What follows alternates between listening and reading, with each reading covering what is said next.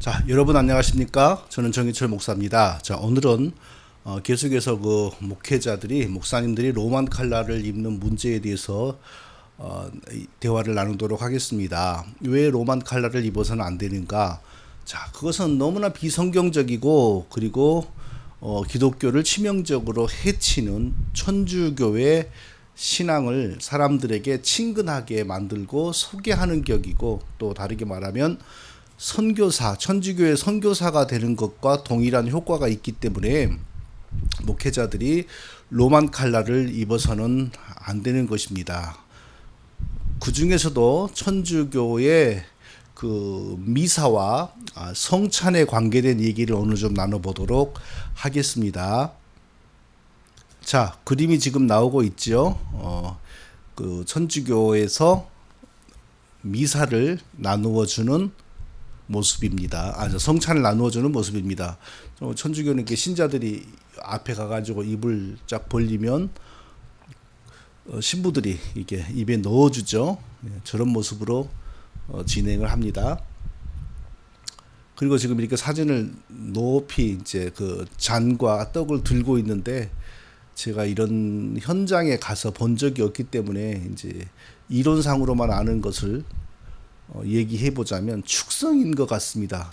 신부에게는 저렇게 잔을 예수님의 피로 만드는 어떤 능력이나 권한이 있고, 떡도 예수님의 살로 만드는 그런 능력이나 권한이 있다고 천주교에서는 가르칩니다. 자, 신부에게 바로 그런 권한이 있다고 가르치는 거죠. 자, 그런 모습을 지금 행하고 있는 것 같습니다. 자, 우리 목회자들이 천주교의 로만 칼라와 아주 유사한 또 로만 칼라를 연상시키는 저런 이런 옷을 입고 다닐 때에 이제 천주교의 저런 아주 잘못된 비성경적인 기독교의 모양을 갖추고 있으나 기독교를 아주 극도로 위험에 빠뜨리는 이런 그 신학과 정신과 잘못된 신앙을 전파해 주는 격이고, 또 그 사람들로 하여금 그런 천주교에 대한 어떤 그 막연한 동경심 아니면 좋은 이미지를 주는 것이기 때문에 우리가 해서는 안 되는 아주 위험한 그리고 나쁜 행동이라는 사실을 우리가 깨달아야 되겠습니다. 자, 이제 그러면은 천주교의 미사에 대해서 살펴보겠습니다. 천주교의 미사의 그 특징은 예수님이 완전한 속죄를 이루신 십자가의 제사를 미사를 통하여 계속 연장을 시키고 현재 진행형으로 만든다는 사실을 우리가 지적해야 됩니다. 예수님의 십자가의 제사는 단 한 번의 제사로, 그러니까 단번에 우리의 죄를 완전히 속한 영원한 제사이고, 예수님은 또 특별히 구약의 모든 제사장들은 어떤 짐승의 몸을 가지고 제사를 드렸지만, 예수님은 흠이 없는 자기 몸과 피와 생명으로 완전한 제사를 드리셨습니다. 그러므로 그 예수님의 십자가의 제사를 연장한다거나 반복하는 것은 기독교의 중대한 파괴 행위라고 할 수 있습니다. 예배는 우리가 드리는 예배는 뭡니까? 예수님이 십자가를 통하여 완전하게 이루어 주신 사죄와 구원에 대하여 감사를 드리는 것이 예배지요. 지금도 내 죄가 남아 있고 지금도 내 죄가 사해지지 않았으니까 예수님이 그 십자가를 지금도 지고, 예수님의 십자가의 피를 지금도 하나님께 속죄의 제물로, 예수님의 살을 지금도 속죄의 제물로 하나님께 올려드리는 천주교의 미사는 절대 우리가 따라해서는 안 되고 또 용납해서도 안 되는 것입니다. 자, 천주교 가톨릭 교회 교리서 1366번을 보면 이렇게 나옵니다. 성찬예는 십자가의 희생 제사를 재현하고 가로 현재화, 그러니까 예수님의 십자가를 현재화 시키는 것이 천주교의 미사입니다. 또 이를 기념하며 그 결과를 실제로 적용시키기 때문에 희생 제사이다. 그러니까 천주교에서는 미사를 희생 제사, 예수님의 피와 살로 하나님께 속죄를 드리는 희생 제사라고 믿습니다. 계속해서 예수님의 그 속죄의 효과를 적용시키기 때문에 희생 제사라고 하는데, 여기에 중대한 신학적인 성경적인 결함이 있죠. 예수님의 십자가를 적용시키는 것은 무엇인가요? 예수님이 자기를 대신하여 보내신 성령으로 말미암아 예수 믿고 성령 받은 사람에게는 십자가의 희생의 효과가 완전히 적용되는 것입니다. 그런데 그걸 그렇게 가르치고 믿지 않고 계속 예수님의 살을 가지고 예수님의 피를 가지고 하나님께 제사를 드리고 있으므로 심각한 기독교를 파괴하는 심각한 행위라고 할 수가 있는 것입니다. 천주교에서는 그 최초의 미사가 뭐였냐 하면은 예수님과 제자들의 그 마지막 만찬이 최초의 미사였다고 봅니다.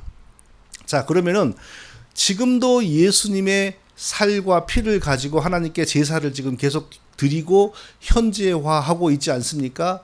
그러면 그 제사를 집도하는 사람은 뭐죠? 제사장이죠. 그러니까 천주교의 사제 신부는 신약 시대의 제사장입니다. 성경에 의하면 예수님이 자기의 피와 자기의 몸을 가지고 제사를 드리는 마지막 완전한 대제사장이 됨으로써 더 이상의 제사는 없고 더 이상의 제사장도 없습니다. 그런데 천주교는 지금도 제사장 제도를 운영하고 있는 겁니다. 그러니까 그것은 곧 예수님의 십자가의 완전한 제사를 훼손하는 중대한 참 이런 말 쓰기 미안한 얘기인데 이단 사상, 이단 종교라고 할 수 있죠. 왜냐하면 기독교의 구원의 복음을 왜곡하고 파괴하고 있기 때문에 이단이란 말을 충분히 써야만 하고 쓸 수 있는 것입니다. 가톨릭 교회 교리서 1337항을 보면 사제는 떡을 예수님의 살로 변화시키는 권한을 가지고 있고 예수님의 살과 피로 변한 떡과 포도주를 하나님께 제물로 드리는 제사장이고 죄인들에게 먹게 하여 은총을 주는 제사장이다. 이렇게 나와 있습니다. 그러니까 지금 천주교 신부는 목회자들하고는 완전히 다르죠. 포도주와 떡을 예수님의 살과 피로 변화시키는 권한이 있어요. 자기들이 뭔데? 네, 그런 권한 아무에게도 없죠. 그 예수님의 살과 피로 변화를 시켜가지고 그걸로 하나님께 신자들의 죄를 위한 속죄의 제물로 하나님께 드리고 완전히 구약의 제사하고 똑같은 거죠. 그리고 그걸 또 죄인들에게 먹게 하여 하나님의 사죄의 은총이 오게 한다. 그러니까 천주교의 신부는 곧 제사장이다. 천주교의 신부들이 결혼을 하지 않은 제가 괜한 시비 거는 건 아니고요. 결혼을 하지 않은 이유는 성결하게 살려고 한다는 거 아닙니까? 그런데 구약의 진짜 제사장들 다 결혼했거든요. 근데 왜 천주교 이 가짜 제사장들은 이제 결혼까지도 안 하면서 그렇게 한다니까요. 자, 히브리서 9장 12절을 보면 예수님이 단번에 성소에 들어가셨느니라라고 합니다. 단번에 딱 한 번만 들어갔다 이 뜻이 아니고 그러니까 완전히 그리스도는 마지막 영원한 제사장으로서 자기의 흠없는 몸과 생명으로 하나님께 완전한 제사를 드리심으로 완전한 속죄를 이루었다 그 뜻이죠. 그래서 염소와 송아지의 피로 아니하고 오직 자기 피로 영원한 속죄를 이루사 단번에 성소에 들어가셨느니라. 그러니까 예수님이 자기의 몸과 피와 생명으로 하나님께 한 번의 제사로 완전한 속죄를 이루었습니다. 하나님의 진노가 완전히 해소되었습니다. 구약의 모든 짐승들은 사실 그 하나님께 온전한 제물이 되지 못하였고 하나님의 그런 짐승의 제물을 받으셔도 하나님의 진노가 풀리지 않았죠. 왜냐하면 짐승이 뭐 무죄하고 흠없는 완전한 속죄물이 아니니까요. 근데 예수님은 출생부터 죄와 무관하게 특별한 방식으로 출생하셨고 사람의 죄와는 아무 상관이 없으셨으므로 하나님께 드릴 수 있는 완전한 속죄물이 되신 것이고 하나님이 그 예수님의 피와 살 제물로 받으시고 그 죄인에 대한 진노가 완전히 해결된 것이죠. 그래서 단번에 성소에 들어가셨느니라 라고 성경은 말하고 있습니다. 그러니까 그 이후는 사도들도 제사장이 아니었고요. 제사를 반복하지 않았고요. 그런데 이 천주교가 제사를 반복한단 말입니다. 그러니까 이것은 기독교가 아니고 이단 종교이죠. 미안한 말이지만 이단 종교라는 말. 그냥 사이비 정도도 아니고 다른 종교도 아니고 이단 종교란 말이 적당합니다. 천주교의 제사장들은 아까 제가 말한 것처럼 떡과 포도주를 진짜 예수님의 살과 피로 이제 바꾸는 능력이 있다, 그런 권한이 있다 그러잖아요. 그래서 천주교에서는 그것을 축성, 성변화 이렇게 말을 합니다. 그러니까 떡과 포도주를 진짜 예수님의 살과 피로 바꾼다 이것입니다. 그러나 성경에서 예수님은 이것이 내 피로 변한다, 이것이 내 살로 변한다 이렇게 가르치지 않았습니다. 의미를 부여했습니다. 단지 의미를 이것이 내 살과 같은 의미를 가진다. 이것이 내 피와 같은 의미를 가진다. 이렇게 의미를 부여하고 기념하라, 그 의미를 기념하라고 하신 것이지. 예, 진짜 뭐 이 포도주는 내 살로 변하고 내 피로 변하고 이 빵은 너희들 위장 속에 들어가서 내 살로 변한다. 이런 걸 가르치지 않았어요. 그러니까 이 차이가 이해할 만한 차이가 아니고 굉장한 종교의 변질을 가져와 버립니다. 그 천주교인들은 그래서 그 예수님의 진짜 살과 피를 먹음으로 은총이 들어오고 자신들이 거룩해진다라고 생각을 하는 겁니다. 그러니까 이건 굉장한 종교의 변질이 와버리는 거고, 그래서 종교개혁자들이 이것을 철폐하기 위해서 목숨을 바친 거죠.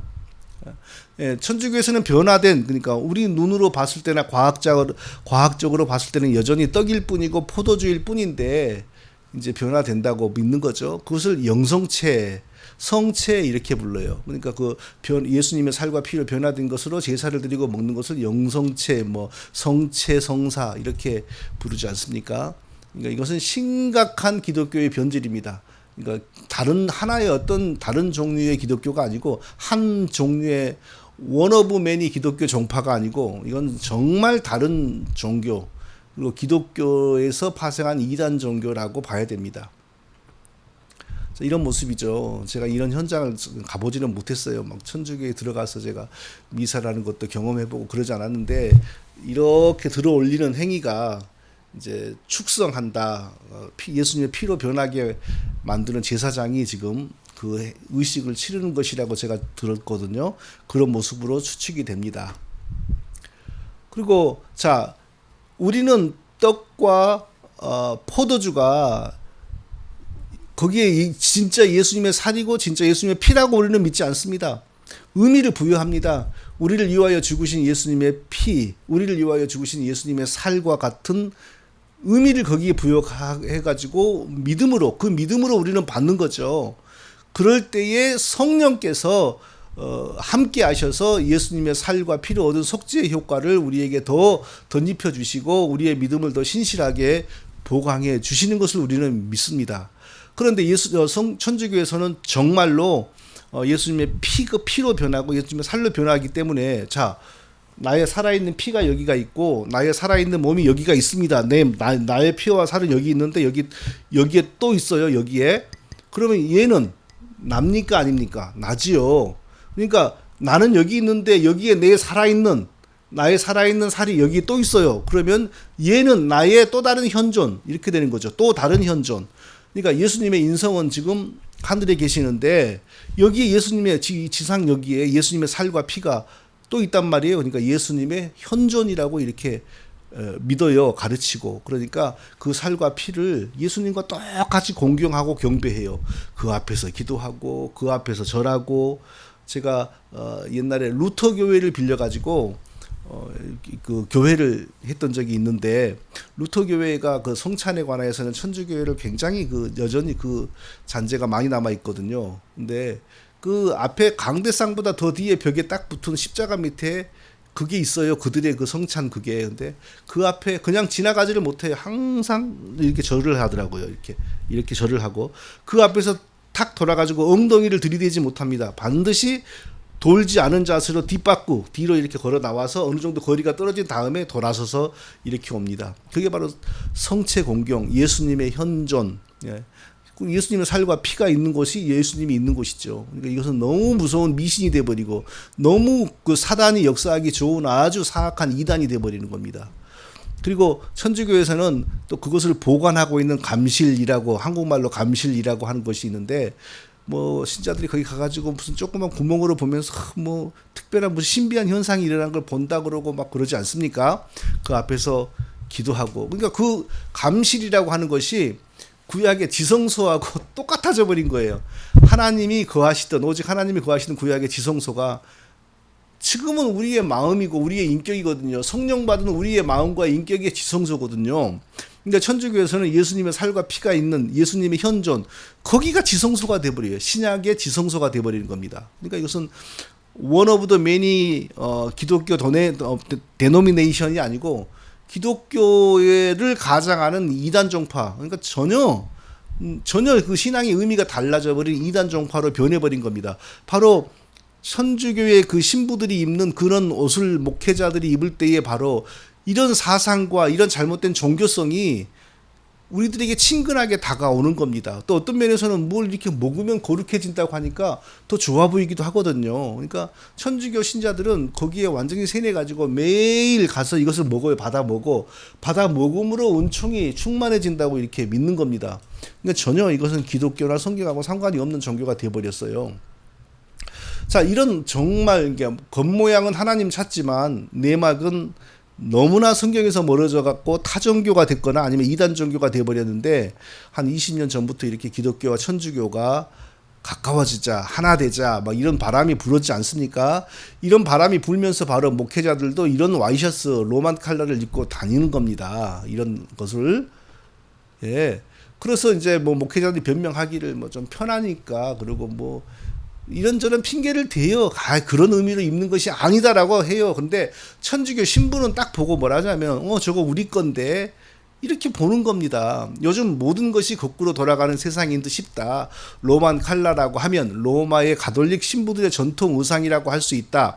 그런데 요즘에는 개신교 목사님들이 더 즐겨 이 복장을 하고 다닌다. 천주교 현직 신부가 이렇게 목회자들이 로만 칼라를 보고서 이렇게 글을 써요. 천주교 신문에. 자, 천주교 신부들이 봤을 때에 오늘날 목회자들이 입는 로만 칼라가 자기들 흉내내는 것으로 보이는 겁니다. 어떻게 변명을 해요? 그러면은 뭐예요? 결국에는 서로 민글되어 가는 거죠. 그러므로 뭐 한두 가지가 아니죠. 미사를 보거나 성찬을 보거나 도무지 우리가 수용할 수 없는 다른 종교 사상입니다. 그런 그 미사에서 제일 중요한 역할을 하는 사람이 천주교의 제사장인 신부잖아요. 성찬 뭐 무슨 성체 성사 뭐 이런 거 제일 중요한 역할을 하는 사람이 천주교 신부 아닙니까?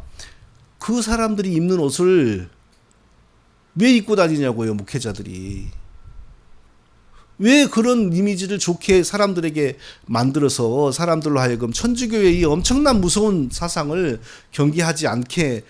경계하지 못하게 만드는 겁니까? 이건 아주 심각하게 잘못된 것입니다. 그래서 다시 한번 로만 칼라를 즐겨 입는 목회자들에게 권고합니다. 그건 천주교의 선교사 되는 거하고 똑같아요. 복음이 완전히 약화돼 버리는 겁니다. 그리고 천주교의 거짓 종교 사상이 친근해지고 아주 멋있게 보이게 만드는 효과가 있는 것입니다. 그러므로 절대 그런 옷을 입고 다니지 아니하시기를 정말 간절히 부탁드립니다.